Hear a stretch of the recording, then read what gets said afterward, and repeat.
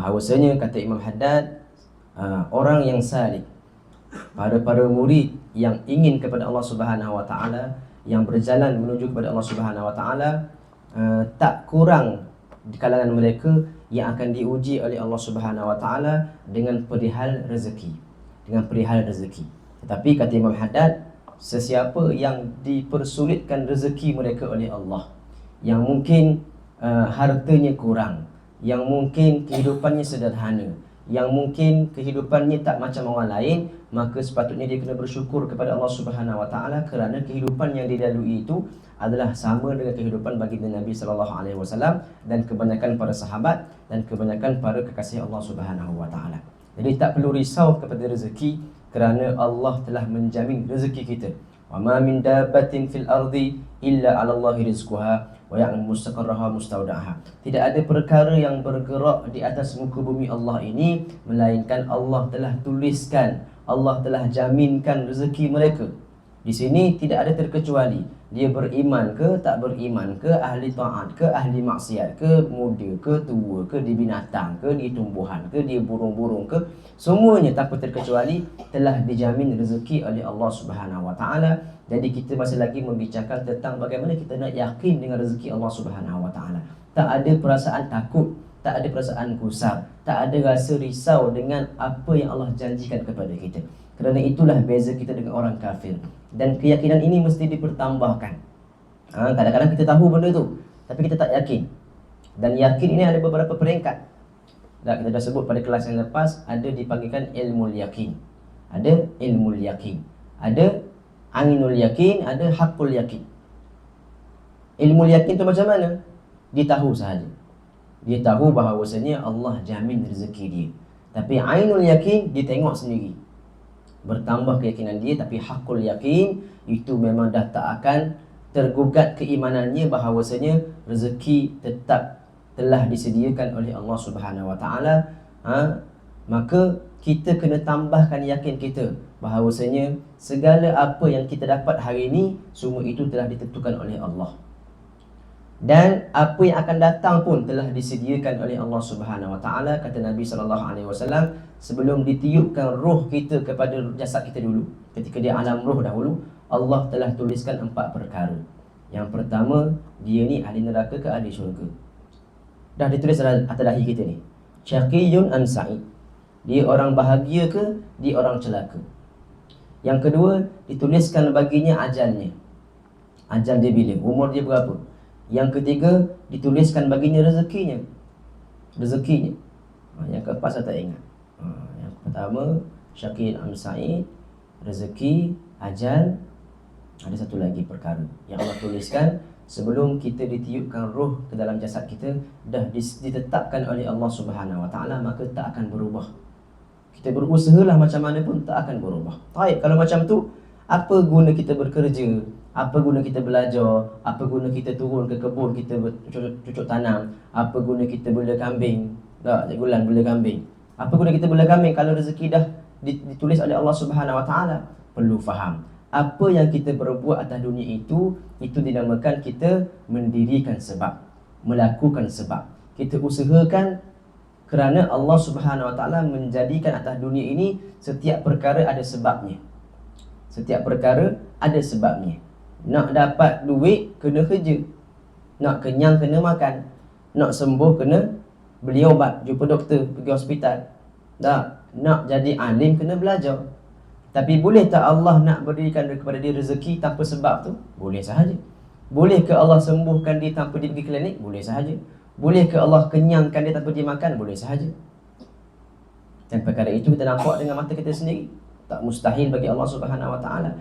Tapi kena buat tak sebab tu? Kena buat. Iqamatul asbab itu jadi wajib pada setengah orang. Mendirikan sebab, mendatangkan sebab untuk didapatkan perkara itu, bagi setengah orang jadi wajib. Okey, jadi kita dalam kehidupan kita bekerja. Tak, kalau anak-anak muda mereka masuk universiti, belajar sungguh-sungguh, nak dapat sijil. Untuk apa benda tu? Kita kata itu hanyalah yang pertama sekali, masalah pelajar-pelajar yang belajar di universiti ataupun apa, dia kena betul-betul niat bahawasanya dia nak mencari ilmu. Bukan untuk menjamin masa depannya. Saya masuk universiti sebab nak menjamin kehidupan saya. Saya nanti lepas keluar, saya senang nak dapat kerja. Lepas graduate nanti saya senang nak dapat gaji besar apa semua. Itu bukan niat yang betul. Yang pertama, niatnya salah. Bila niatnya salah, maka ilmu tu tak akan bermanfaat untuk dia. Yang kedua, bila mana dia beriktikad macam tu, maka dia tengok bahawasanya belajar itu yang memberi rezeki kepada dia. Seakan-akan dia hanya bergantung pada sebab itu. Sama juga orang bekerja. Dia pergi jabat, dia pergi berniaga, dia pergi bercocok tanam, dia pergi jual kambing, dia pergi buat apalah kerja yang dia buat pun, jangan rasa kerja itu yang beri rezeki. Al-musabbab adalah Allah. Pemberi rezeki adalah Allah Subhanahu Wa Taala. Kita bekerja, kita berniaga, kita buat apa pun, itu hanyalah sebab sahaja. Tapi sebab tu kena buat juga. Sebab sunnatullah, Allah dah ikatkan begitu. Jadi kena faham konsep ini. Kita hanya kita panggil apa? Kita hanya menyempurnakan sebab. Kita hanya usahakan sebabnya. Adapun pemberi rezeki adalah Allah. Jadi ada dua golongan ni. Dalam dunia ada dua golongan. Yang pertama, mereka hanya buat sebab dan mereka yakin yang beri rezeki adalah Allah. Dia kerja, dia belajar, dia berniaga, dia yakin Allah yang beri rezeki. Ini hanyalah sebab sahaja. Yakni, kalau tak ada sebab ini pun Allah boleh bagi.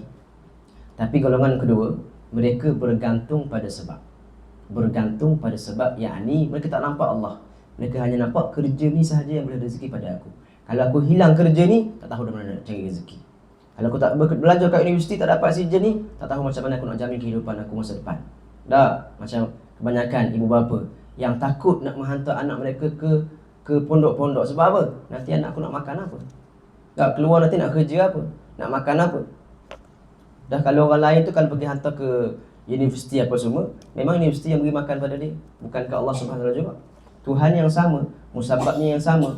Jadi kena faham, tak salah belajar dekat mana-mana pun, tak salah buat kerja apa pun, tapi kena i'tiqad bahawasanya Allah yang memberi rezeki. Dalam kita mencari rezeki tadi, kita dirikan sebab tadi. Mendirikan sebab untuk mendapatkan rezeki tak sama dengan bergantung pada sebab. Saya dah buat contoh macam hari tu, macam budak kecil tu minta sekelak dengan ayah dia. Minta sekelak dengan ayah dia, dia kata, besok kita pergi kedai.